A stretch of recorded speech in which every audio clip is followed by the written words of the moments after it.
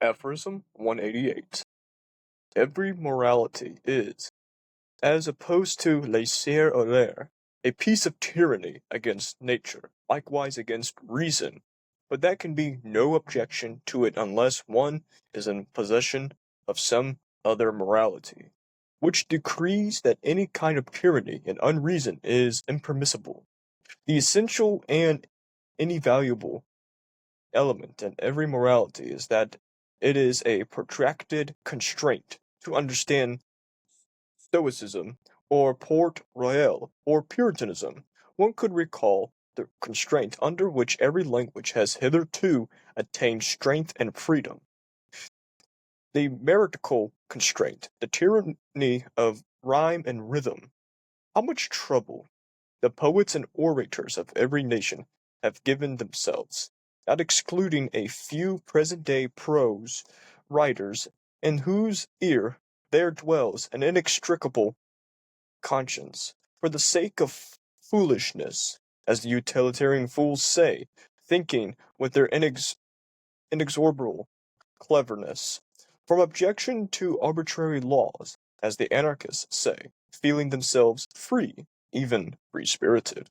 But the strange fact is that all there is and has been on earth of freedom, subtlety, boldness, dance, and masterly certainty, whether in thinking itself, or in ruling, or in speaking and persecution, in the arts as in morals, has evolved only by virtue of the tyranny of such arbitrary laws.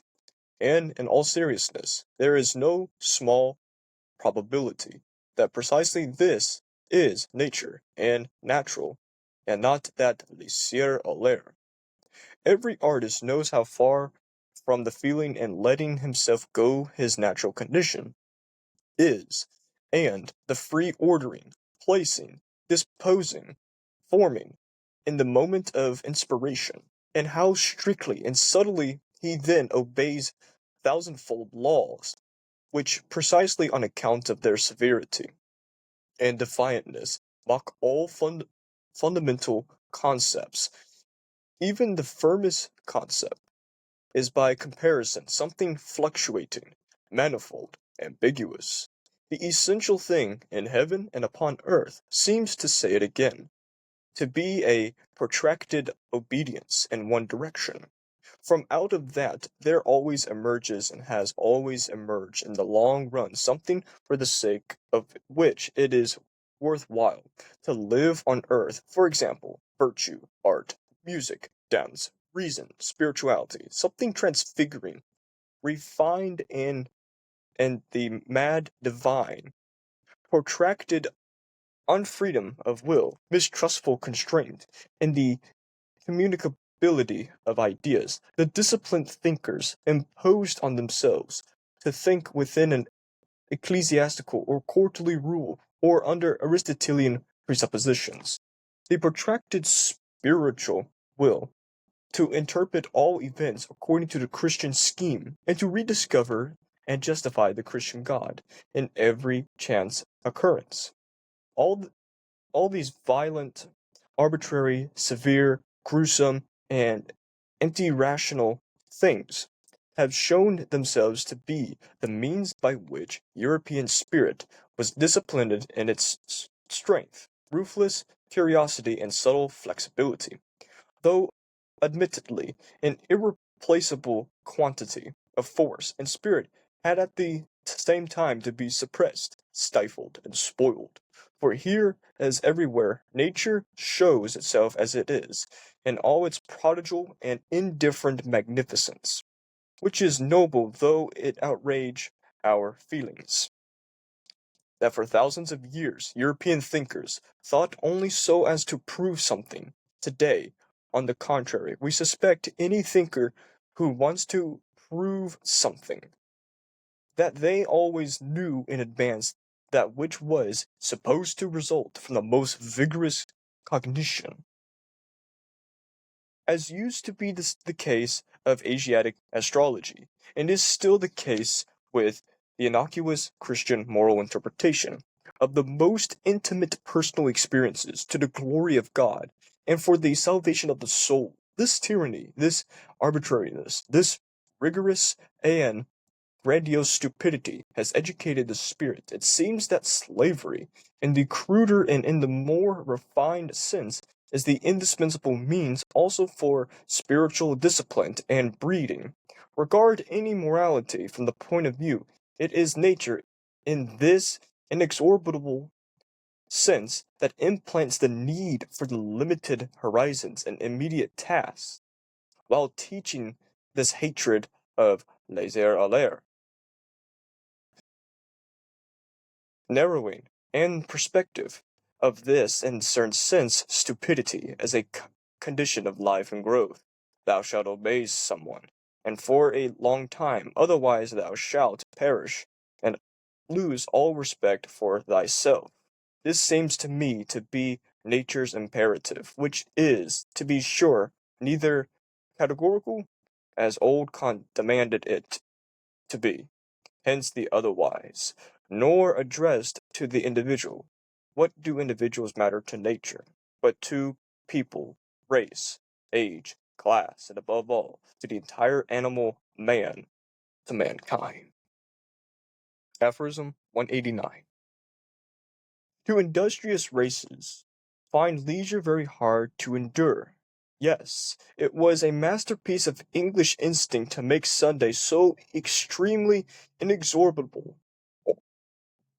boring, and holy that the English unconsciously long lived again and again for their week and working days as a kind of cleverly devised and cleverly intercalated fast, which as it also to be seen very frequently in the ancient world, although as one might expect in the case of southern peoples, not precisely in regard to work.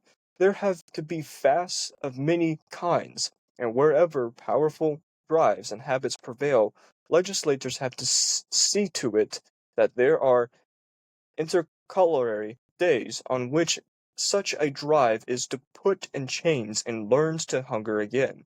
Seen from a higher point of view, entire generations and ages, if they were infected with some moral fanaticism or other, appear to be such intercalated periods of constraint and fasting, during which a drive learns to stoop and submit, but also to purify and intensify itself. Certain philosophical sects, for example, the Stoa in the midst of Hellenic culture, with its air grown rank and overcharged with aphrodisiac vapors, likewise permit of a similar interpretation. This also provides a hint towards the elucidation of that paradox, why it was precisely during Europe's Christian period and only under the impress of Christian value judgments that the sexual drive sublimated itself into love.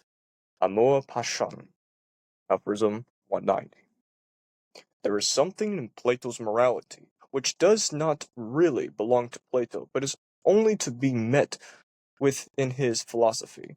One might say in spite of Plato, namely Socratism, for which he was really too noble. No one wants to be injury to himself, therefore all badness is involuntary. For the bad man does injury to himself. This would be not to him that he knew that badness is bad. Thus the bad man is bad only in consequence of an error. If one cures him of his error, one necessarily makes him good. This way of reasoning smells of the mob, which sees in bad behavior only its disagreeable consequences, and actually judges it is stupid to act badly, while it takes good, without further ado, to be identical with useful and pleasant. In the case of every utilitarian morality, one may conjecture and advance to similar origin and follow one's nose. One will seldom go astray. Plato did all he could to interpret something refined and noble into his teacher's proposition. Above him, he was most intrepid of interpreters, who picked up the whole of Socrates only in the manner of a popular tune from the streets. so as to subject it to infinite and impossible variations, that is, to make it into all his own masks and multiplicities. One might ask in jest, and in Homeric jest at that, what is the Platonic Socrates, if not posthe plion opiente plion merced de chamere? Welcome, everyone, to my channel again, and to lengthy Nietzsche this time. Because it's lengthy Nietzsche, time for a drink.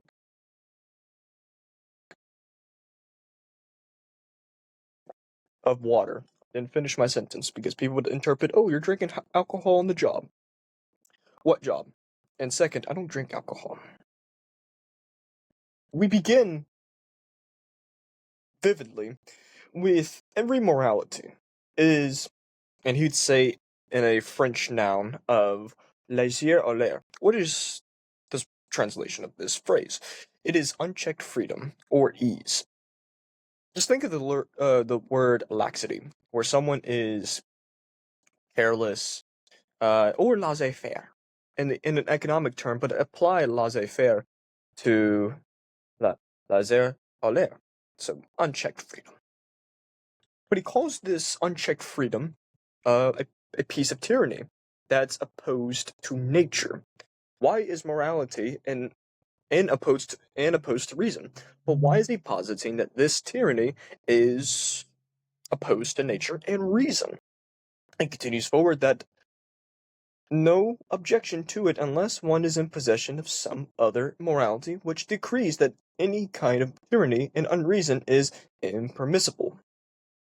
He doesn't say right there, but that decree explicitly says that depending on the position of this objection to whatever determines the tyranny and unreasonability, no, the irrationality there is becoming impermissible, meaning you can't have this moral tyranny and irrationality and exclude the rational.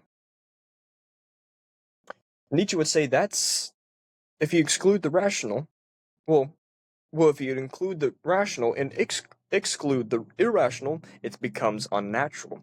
And that's what he sees in morality, in the sense of objective morality, that in this sense he'll say the Stoics, the Puritans, or the Port Royals have recalled in a constraint in every language attained through strength and freedom, their form of strength and freedom, which he calls as a metrical constraint. This form of tyranny is of rhyme and rhythm.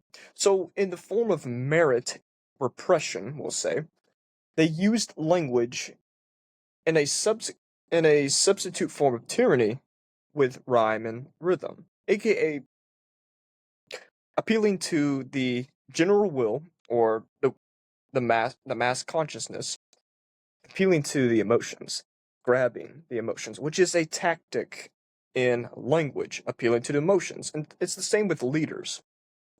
They can be inexperienced, but at the same time, appeal to the emotions with repetition. I'm staring at news medias, I'm staring at newspapers, I'm staring at social media.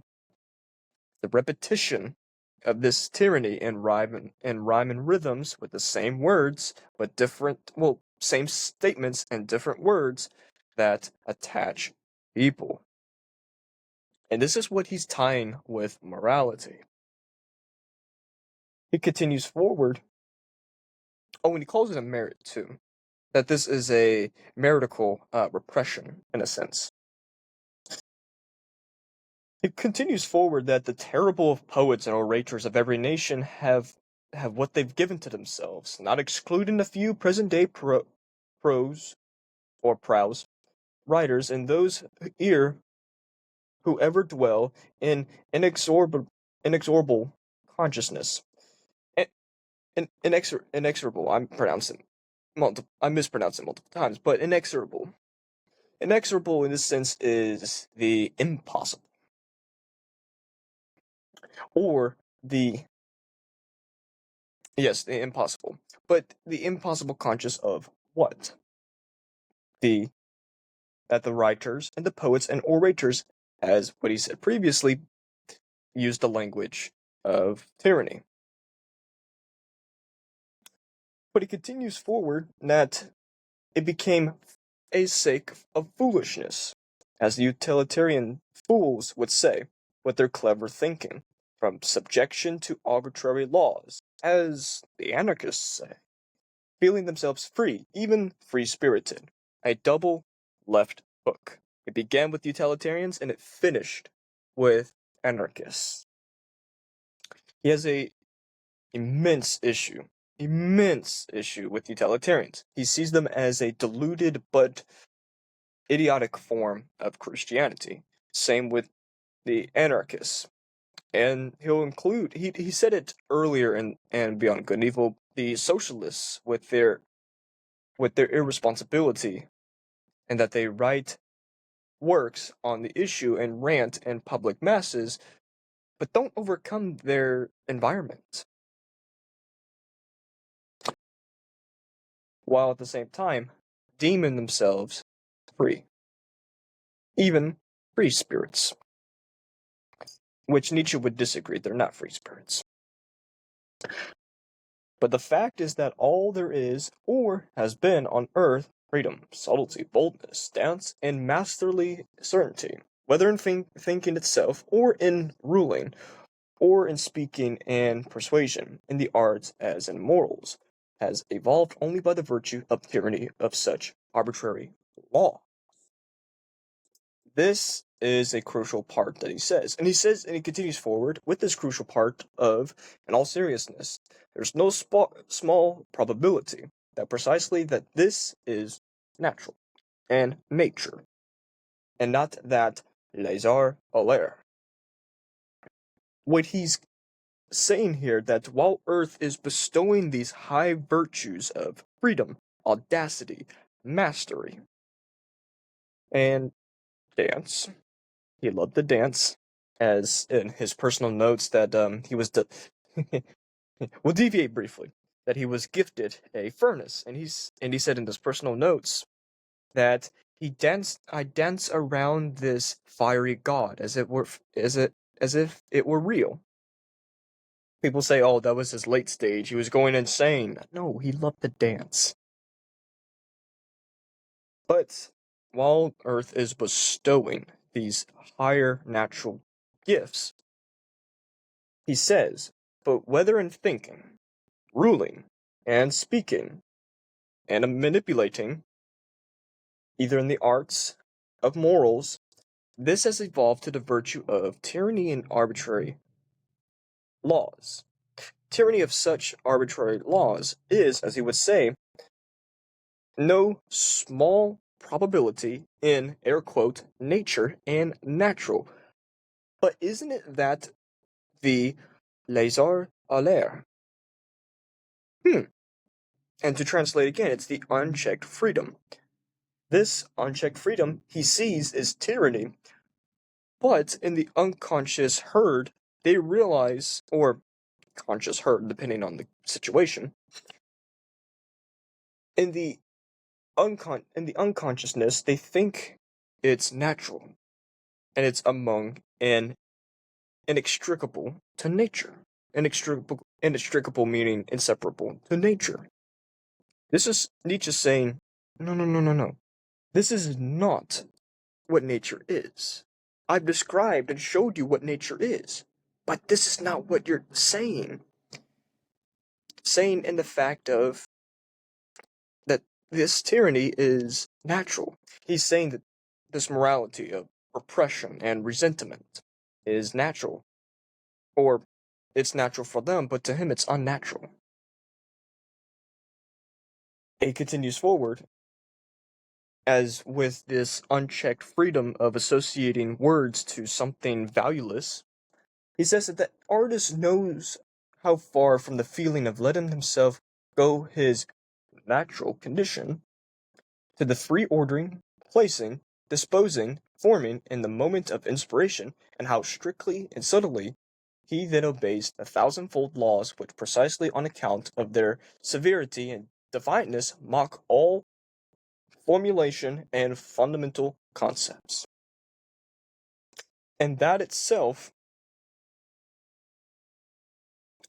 encapsulates every singular final sentence and word that he says after that. What he's saying here is that this artist, which in this context isn't the artist who performs the art upon action, but the philosopher, aka the spectator of art. Didn't remember the word for a second. But he says this is the natural condition, that this inspires. But while inspiring, he's bound to obey thousandfold of laws. And with these laws, it depends on the severity and defiantness that have formulated these fundamental concepts. Either the fluctuation, the manifold, and ambiguity of these laws. And briefly, he describes that all these laws become violent, arbitrary, severe, gruesome, and at a time, anti-rational. But wait. Didn't these morals or moralists advocate for reason, for the good, the healthy?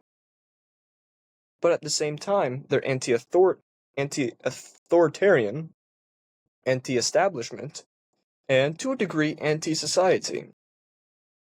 But once they possess the power in their mediocre hands, they impose and impress, sometimes and breed inside the psyche the violent, arbitrary, severe, gruesome, and anti-rational morals that they condemned. Hypocrites. And this is what Nietzsche was seeing, that this European spirit was disciplined in the sense of strength, this ruthless curiosity, but at the same time, this flexibility. But with this, it became a quantitative force and spirit that at the same time could also spoil, suppress, and stifle, in his words. So this showed a prodigal and a great example of what nature is, to quote, indifferent magnificence, which is noble enough to outrage our feelings.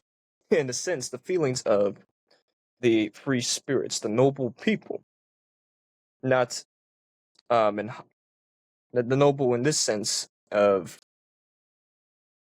the strong-minded, willing to be audacious, valor, etc., etc. That's what he's saying here as the noble soul, in a sense where this form of nature is becoming an indifferent magnificence, which provokes people, as he would say, of the free spirits.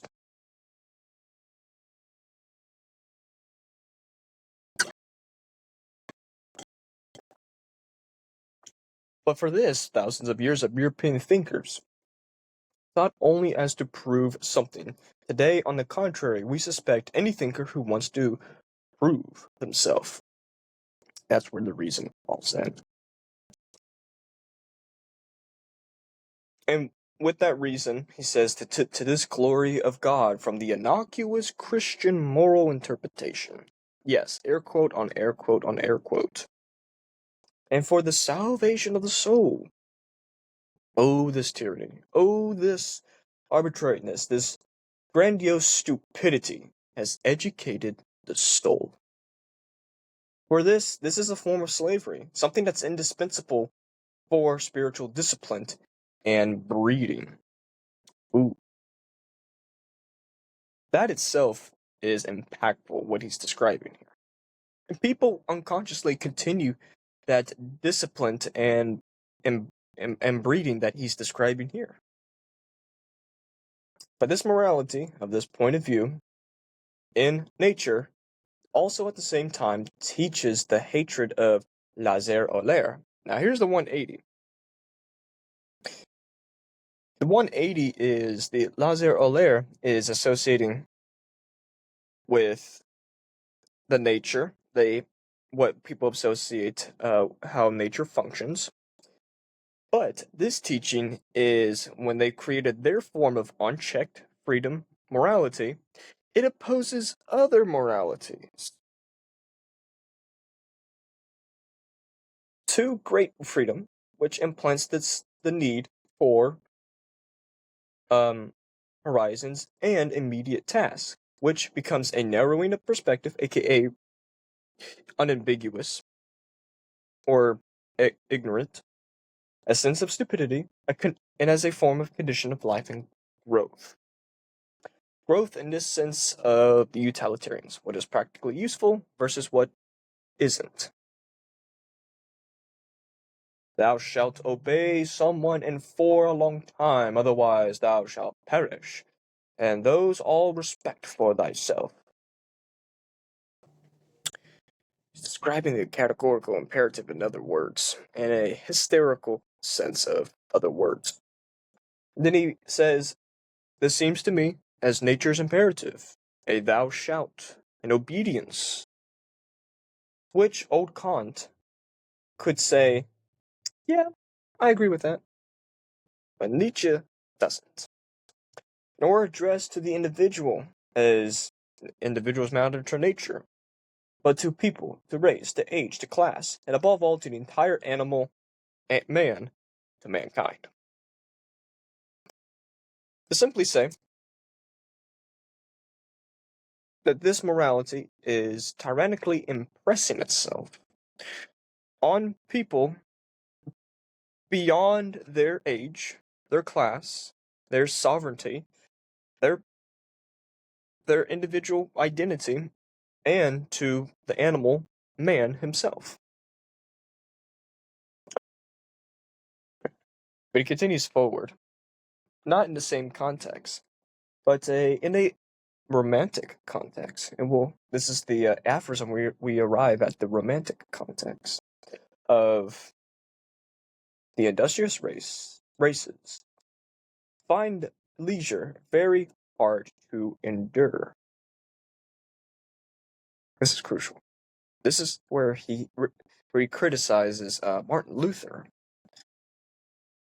Not he doesn't acknowledge his name, but he acknowledges the principle of Martin Luther of you're working for a higher purpose. And that purpose is the man in the sky that you can't see, but I can.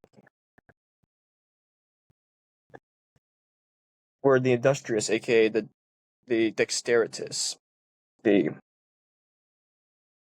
slaves who are willing to sacrifice themselves for material, have a hard time of leisure. He says this too in The Joyful Science, where, to quote him, the breathless impatience for work, or once a person arrives home, while they're exhausted, this is still from The Joyful Science, where they're exhausted, they have a sense of reading the newspaper, sitting and reclining, moving their glasses, and saying, I haven't accomplished everything all today. Let me go back to work. That itself evolved to hustle culture. And there's a term for it. It's the Protestant work ethic, which which maliciously murdered the traditional work ethic, where people realized, and Aristotle realized this too, where money became a secondary source, which is an oddity to modern ears. Money, secondary? What do you mean? They worshipped, fervently worshipped, which I do too, odium, or leisure time. But to people of the industrious race, which he says is the masterpiece of English instinct to make Sundays so extremely holy and boring that the English unconsciously long again for their week. their rest day, their form of leisure. But if they're eager for their rest day to mimic their religion, why are people working on Sundays at home? They're still producing that industry at home. And working days is a kind of cleverly devised and cleverly interculcated fast. Yes, I mispronounced interculcated previous time. Such as is also to seem very frequently in the ancient world, although, as to one might expect, in the case of southern people, not the South, in the United States, and precisely in regard to work, there have to be fasts of many kinds, and wherever powerful drives and habits prevail, legislators have to see to it that there are interculturary days on which such a drive is to put in chains and learns to hunger again.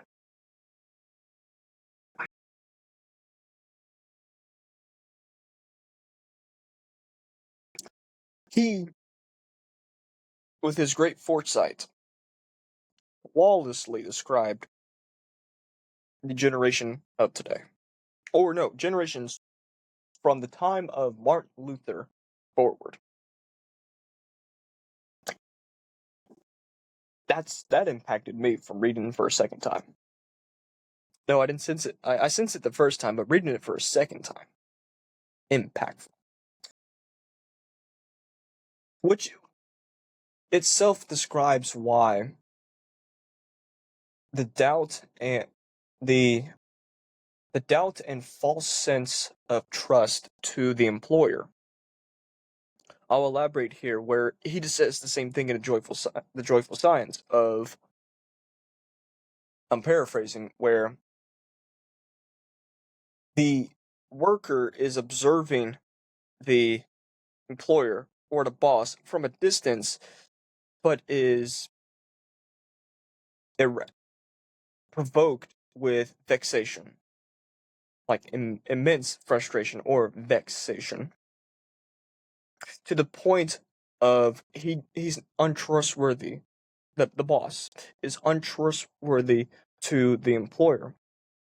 And Nietzsche says that's the cult of resentment. Well, that's Christianity and another work, but he says that that's what fuels resentment. Similar to billionaires seeing millionaires buy a yacht, they're thinking, huh, you buy a yacht? Well, I'm going to buy a super yacht. How about that? Creating a false, an abstract form of competition. Nietzsche saw this too, where he disagreed with the Industrial Revolution because it produced capitalism. And from capitalism came the shadow of socialism, which he saw as a no-no, a repudiation of life itself and competition. Competition to him is how nature functions. And competition itself is a weak and pale word to describe how the interworks of nature is. But that's a topic for another time. But while being inculcated or interculcated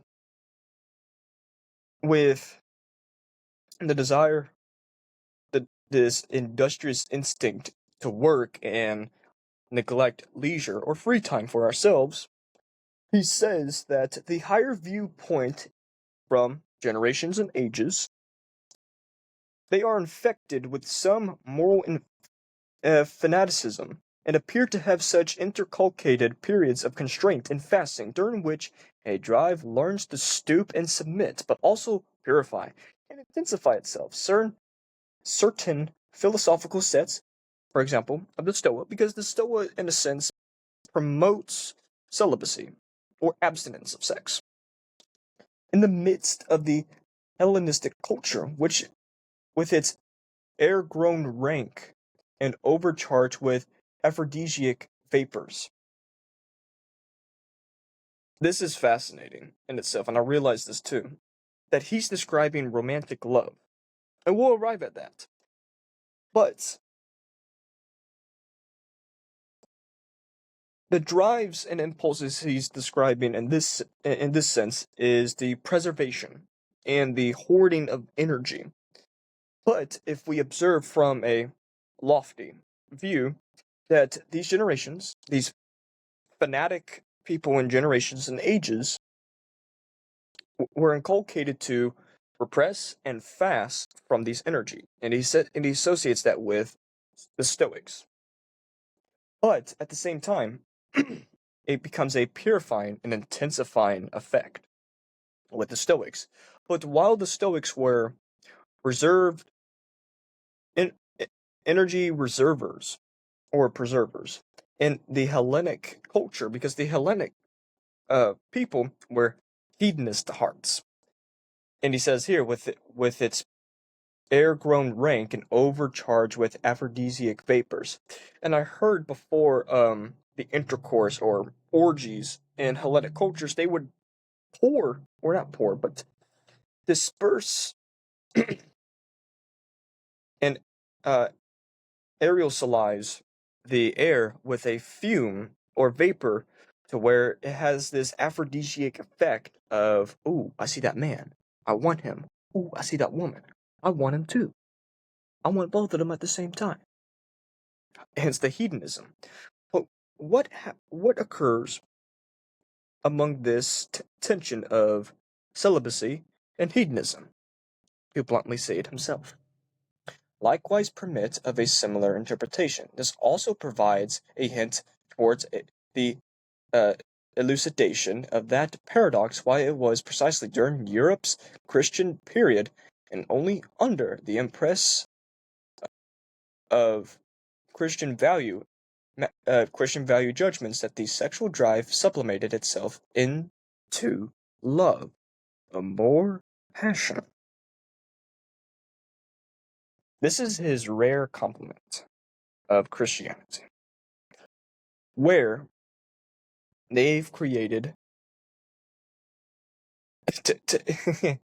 they've created either arbitrarily, unconsciously, or involuntarily, or voluntarily, depending on the sense of it, that they created romantic love. And he says this too, where the sexual drive sublimated it to love. He says in Twilights of the Idol, where the hoarding, preserving, and collecting of energy is due to this sublimation of love to a higher, loftier sense. He agrees with sublimation. Sublimation works with the will to power, works with the self-commanding and self-overcoming, where Christians in traditional fashion love to repudiate and exploit the passions as sin, where the sublation sense is not acting upon the drive, but redirecting it to a higher, creative, or loftier sense for oneself. And for others, it's a gifting virtue too, how he saw it. So this elucidates the paradox of uniting the two, and now we have romantic love, courtesy of Christianity. Appreciate Christianity. It was one time. And the other time of consciousness. But you altered it to conscious guilt. To finish the episode with Aphorism 190, with Plato and Socrates. And the Socratic quote, or Socrates quote, applies to both atheists and Christians. Plato's morality, which does not really belong to Plato, but is only to be met with his philosophy. One might say in spite of Plato, namely Socratism, because he's associating Socrates' philosophy is not Platonic, but the Socratism is roaming freely, or that laissez aller inside Plato. So it's not Plato's true and authentic philosophy, but Socrates, for which he was really too noble. And here's the quote I'm speaking of: "No one wants to do injury to himself, therefore all badness is involuntary. For the bad man does injury to himself. This would he would not do if he knew that badness is bad. Thus the bad man is bad only in consequence of an error. If one cures him of his error, one necessarily makes him good." Why does it apply to the atheists? The atheists love their criticisms of religion, primarily Christianity, and saying the Christians are bad. Their belief in God is bad because of their lack of knowledge and reason. I say, and Nietzsche says, no, no, no, no, no. It's not their lack of reason or their lack of knowledge of their superstition, nor their ignorance, which becomes a false conclusion on their part. And why they have this belief, this irrapturous belief in a God, Nietzsche says it's from the body. It's the natural instinct of desiring a cause or a higher being to respect, fear, obey, and at a time disobey. But what I was saying earlier, that it's a false conclusion of the atheist, that implies that, oh, they're bad, we should isolate them and move them aside. We are the good, we have the knowledge, we have the reason, we have the dialects, which becomes abstract in Nietzsche's mind. And I agree with him. But why is it relevant to Socrates? Socrates has the same motives as what Nietzsche saw in the atheists and Christians, where, as he would say here, people are bad from their badness because if they were to be good, they would have been much wiser. And Nietzsche would say, no, that's ignorant. And he applies this ignorance to Plato, Kant, the atheists too of the Christians.